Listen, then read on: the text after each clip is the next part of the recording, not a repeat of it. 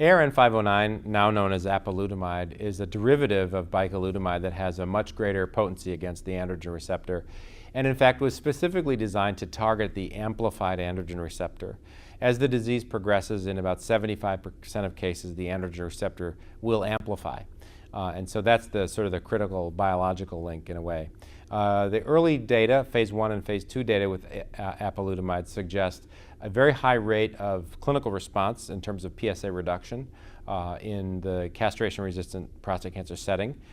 Limited efficacy, but some efficacy in patients who have abiraterone-resistant disease. But its probably greatest efficacy is demonstrated in patients with non-metastatic castration-resistant prostate cancer, as well as those with metastatic castration-resistant prostate cancer who have not received prior therapy with either abiraterone or enzalutamide. The Spartan phase 3 trial is a randomized phase 3 placebo-controlled trial of apalutamide versus placebo in non-metastatic castration-resistant prostate cancer.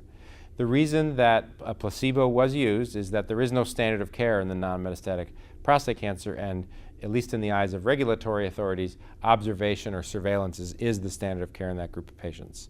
So this is testing whether integrating apalutamide earlier in the clinical course will lead to an improvement in metastasis-free survival as the primary endpoint and overall survival as the secondary endpoint.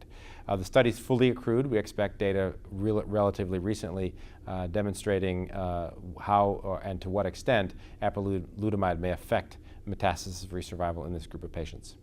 The treatment of non-metastatic castration-resistant prostate cancer has two goals, really. One is to improve overall survival in the long run, but in doing so, it would be nice to preserve a metastasis-free state. The development of metastasis is really the development of a lethal phenotype of prostate cancer. It's very disconcerting and troublesome for patients. It can lead to pain, it can lead to fractures, it can lead to all kinds of comorbidity or morbid complications.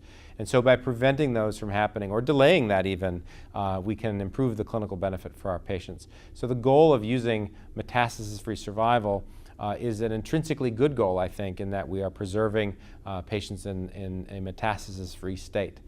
My counseling with patients in this setting on the use of therapy centers around what I call the 3 Ps, preventing metastasis, preserving good function and good quality of life, and prolonging life. And if we're able to achieve all 3 of those Ps, if you will, with one therapy, it will represent a significant new benefit and a significant new addition to the pharmacopoeia for castration-resistant prostate cancer.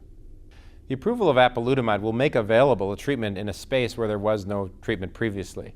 There's really no better way to put it than that. It will also bring into the clinic a second AR-targeted drug that may have an improved safety profile over the prior one, enzalutamide. I think it's important that we study that question. I don't know that it will necessarily improve the sequencing of these drugs, because I suspect that clinicians will want to choose either apalutamide or enzalutamide and won't do one then the other. But that question actually remains to be explored, I think.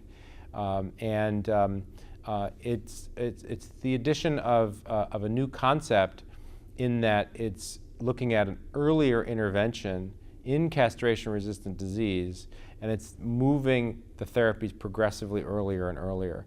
And I think that one of the general trends we see is that as we successfully move therapies earlier and earlier, we actually see greater benefits from those therapies compared to not giving them.